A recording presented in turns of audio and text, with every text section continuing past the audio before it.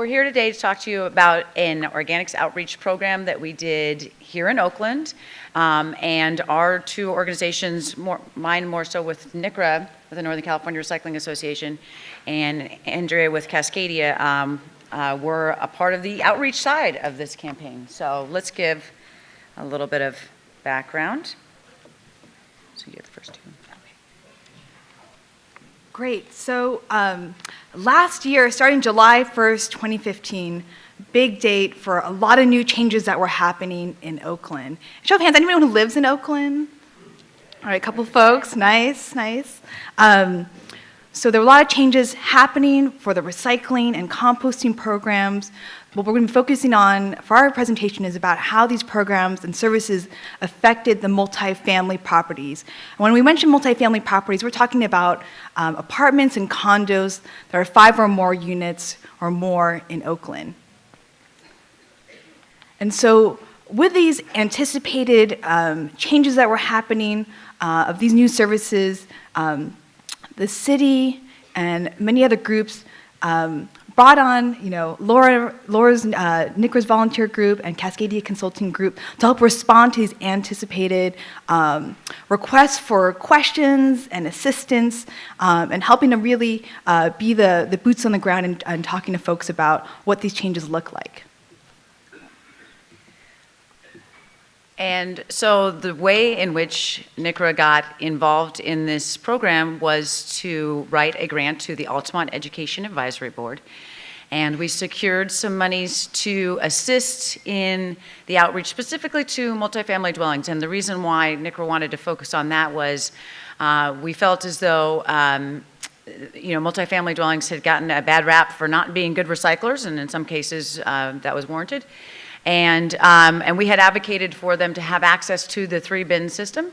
And so we wanted to make sure that we were working on the side of helping to educate and do outreach to make sure they were empowered with information to successfully participate.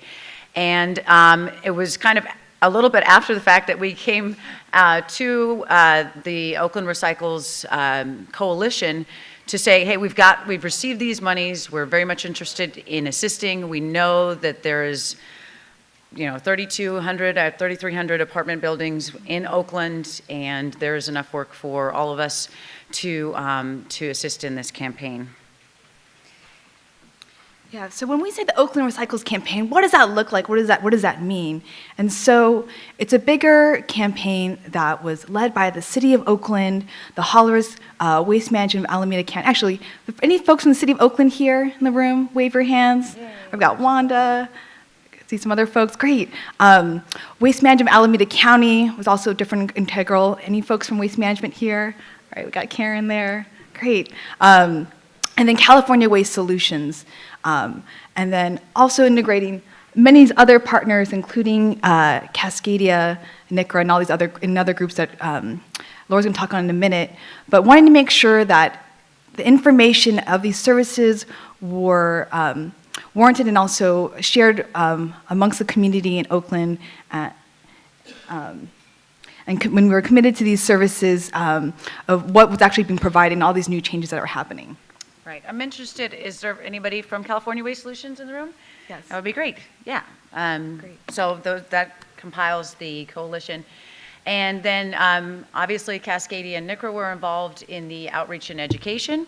And then the East Bay Rental Housing and Civic Corps, maybe you could speak to those. Yeah, we also recognize that because multifamily properties have different stakeholders involved, including property owners, property managers, maybe on-site facility folks. We recognize that a big stakeholder in this was the East Bay Rental Housing Association. So we also made sure that we pulled them in to also help us do a lot of the outreach, putting information on their website as well.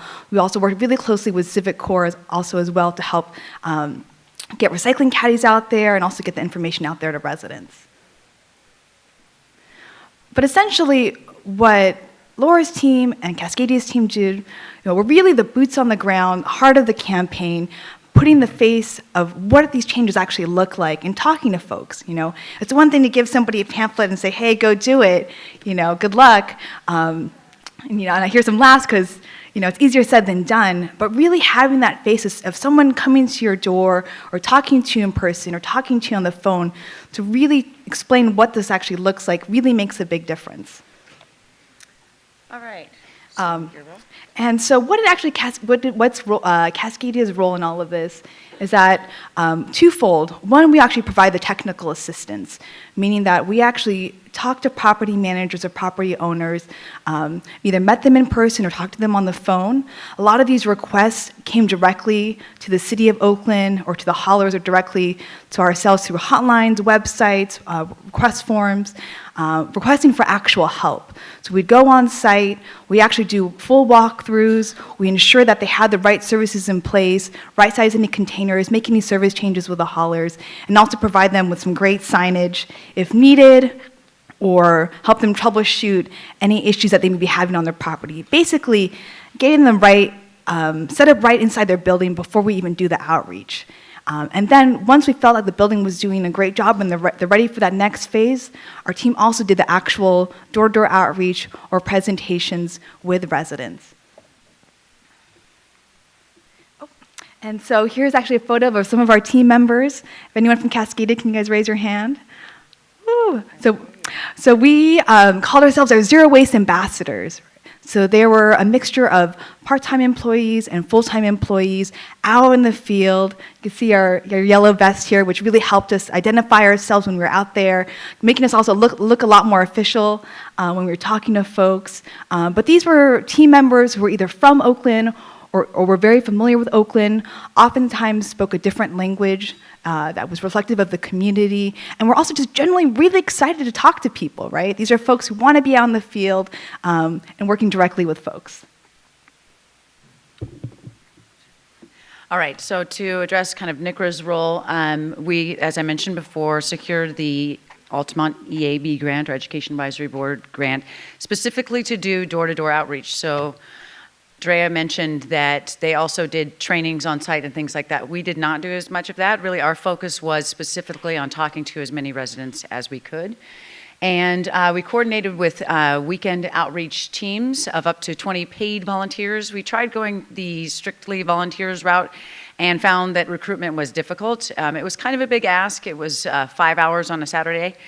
And there were plenty of volunteers, Ruth Abbey, Jen Abbey, Randy Russell, who's here, that came out and helped us on a strictly volunteer basis. And then we also recruited paid volunteers, which there was a stipend associated with that. This picture was taken at our first outreach weekend Saturday. Our partners were largely the ILWU Local 6, which is comprised of recycling workers here in Alameda County.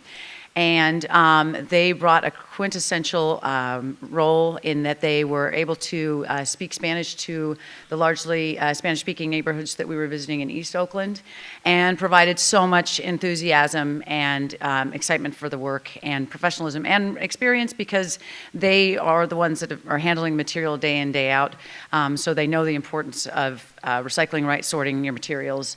Also, youth organizations such as United Roots and folks who are in high school from the Alameda High School district came out and joined us as well. And when they came in through a youth organization, we were actually able to give them a stipend as well. And I want to give a quick shout out, because I know he's here. Augustine, where are you? I'm not sure if he's in the room right now, but Augustine Ramirez, who's here from the ILWU Local 6, was so essential in helping us coordinate our weekend outreach events with that union. So, great. All right, so let's get into meat of all right, Laura, Andre, that sounds great. What did you actually learn, and what were some of the challenges you guys faced? Just really quickly, just want to show you what door-to-door actually looked like when we were out in the field. For our team, we wanted to make sure that we at least had always two folks going to building, depending on the size of the building as well. Part of that's for safety reasons, but also that sometimes you just need backup. Sometimes you might meet with a resident that's extra chatty, or maybe you realize quickly that they speak another language than you don't, but you know your other team member does. So having somebody that's on the same floor that you can quickly call to and say, hey, I need help, Freddie, or hey, I need help, Radisha, that really helps a lot. yeah, And I would just echo that we also had our teams go out in too, and usually it was one Spanish speaker and one English speaker. Those were the primary languages that we focused on. All right, so some key lessons learned and best practices. One, we just want to quickly go through all of this because I know we're out of time here, but timing of your visit is really important. Talking to the property manager ahead of time to figure out what that reflection of the population of the building looks like. For example, we've found that single occupants or young couples or families were best reached on weekdays between 5 to 7:30. 8 o'clock was really pushing it. You don't want to interrupt people during their dinner meals, but trying to catch people as they're coming back home. And if you have a whole bunch of pails, they have a lot of questions for you. And also thinking about daylight too, right? We found that some neighborhoods in Oakland were maybe not as safe to walk through at night, so we wanted to make sure that we were visible. So when you're thinking of your outreach program, thinking about spring, summer, and early fall is really important. And I know there's a lot of school educators in the room. We just want to say a big thank you because we oftentimes, when we knock on a door, we maybe would meet a parent or an adult who was not on board with the program or didn't speak the language, but we did find that if there's a child at the door, they were often really excited because they were doing it at school and wanted to bring that practice home. So a big thank you for all the zero waste educators out there for helping us bring that home for the apartments.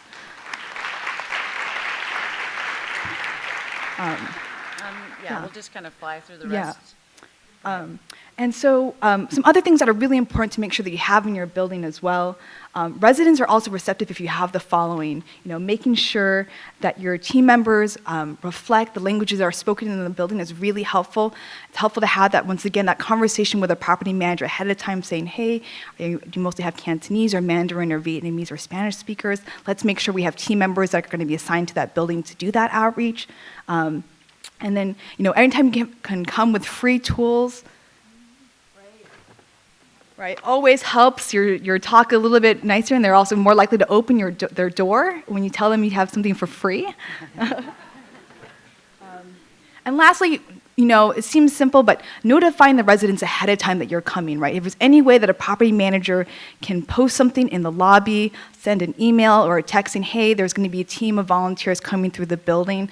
Some residents in Oakland are just not used to having people knock on their doors. And if they are, maybe they're asking for rent or something else, solicitations. So having that confidence of the property manager saying, hey, we're committed to this, the city of Oakland is committed to this, we're part of the Oakland Recycling campaign is really helpful to have. Cool. And since we're out of time, we'll just say best practices, having great materials. We mentioned some of those already, and we have those available if you'd like to look at them afterwards. Some pictures of our teams and results. Here's a list of our accomplishments done over 6 months or a year. I'll just kind of leave that up there, and you can take a look at it. Since we don't really have time, we really are out of time. But we will be around to answer questions all day. So if you have any specific questions, we probably don't have time for a Q&A on this one. But there's our information. If you want more information, also you can also go on the oaklandrecycles.com website. Thank you. Great.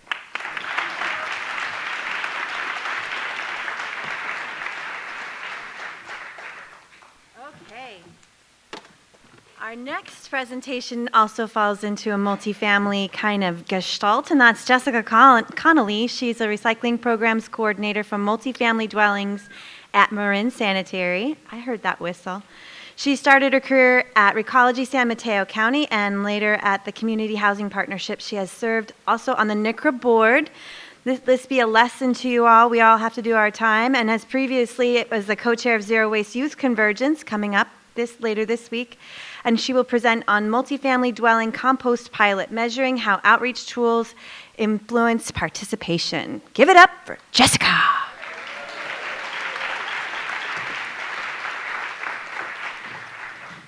All right.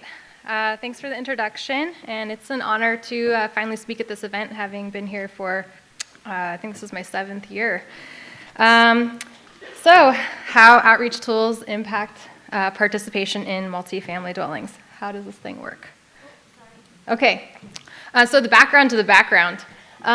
In 2014, February 2014, Marin Sanitary Service had a focus group where participants expressed interest in having outreach tools in a multifamily dwelling setting.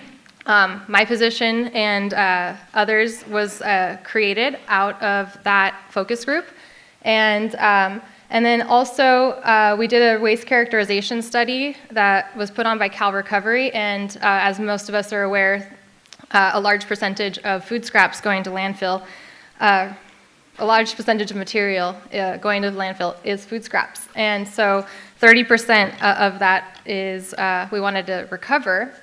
And so we also wanted to support Marin County's zero waste goal of reaching 94% zero waste by 2025. And we wanted to look at how can we get stuff out of the landfill in a multifamily dwelling setting. So we wanted to develop a pilot to put, instead of putting the cart before the horse of expanding a program, we wanted to see how can we best serve our customers. And so we developed a study looking at the highest and the best participation rates in a compost program in a multifamily dwelling setting. And for the purpose of this, highest is most volume and most carts with material in them, and best is lowest contamination. And then also, how would these outreach tools influence future programs and expanding programs at Marin Sanitary Service for our customers? So there were 20 MFDs in the pilot. We divided those into 4 different groups, and there were five in each group. I'll go into what each group received in the next slide.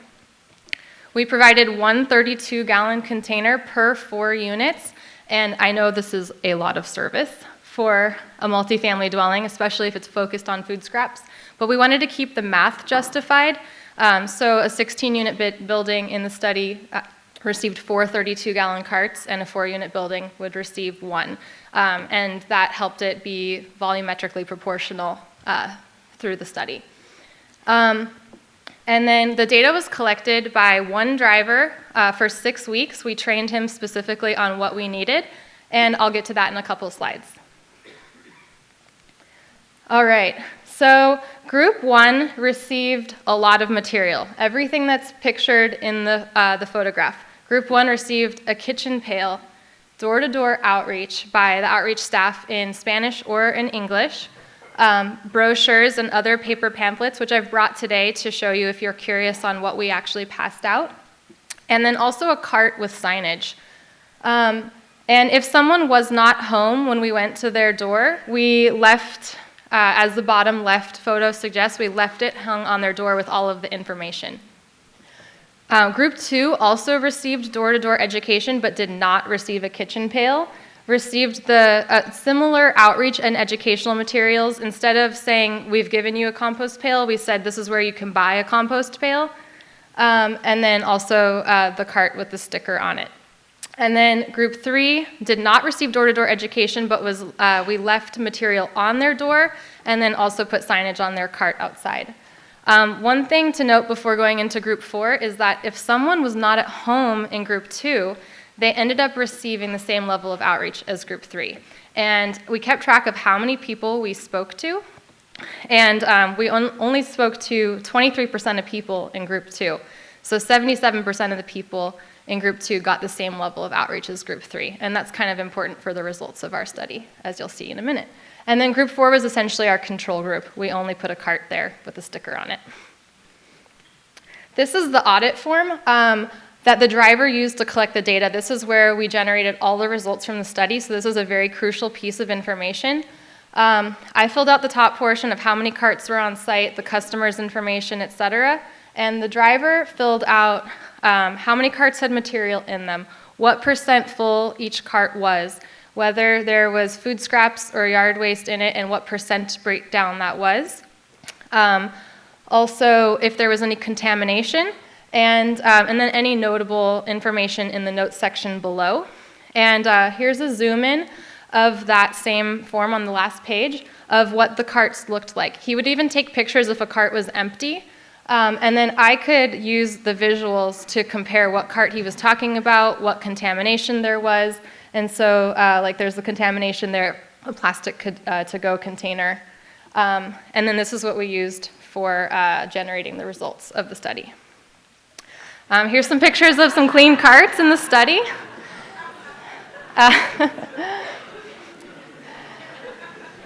My favorite picture is the one in the center. I can't imagine why.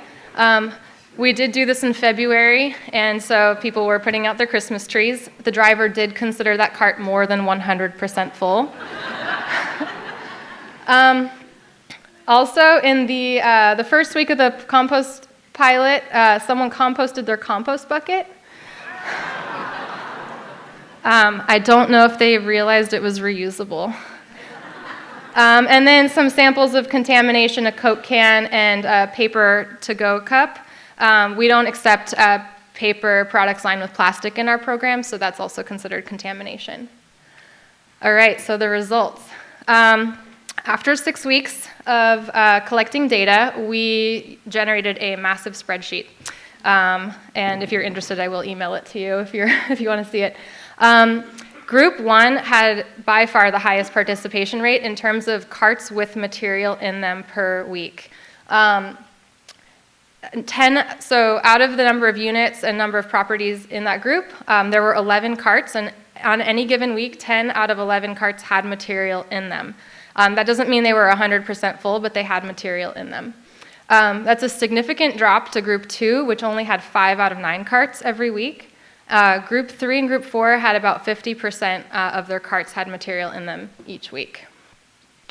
So the kitchen pails, in this terms, really, it did impact the amount of participation that we received in the program. Now, the average cart volume, Group 1 had significantly more material in the carts in addition to having a number of carts with material in them. And by far, they had 3.5 times more material in them than Group 2, and about 2 times more material in them than Groups 3 and Group 4. And that's just focusing on the food waste for this because we really wanted to look at capturing the food waste. Contamination, though, was kind of surprising.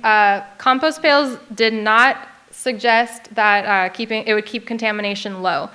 Group 1 did have the second lowest contamination rate out of the other groups, but it was not the lowest. However, of the carts that had contamination in them, it was only about 4% contaminated overall. So it was pretty low, and that was based on volume, plastic bags, plastic to-go containers, paper products. A lot of food-soiled paper that we don't allow because of the plastic liner ended up in the compost program. And then we also, after the study...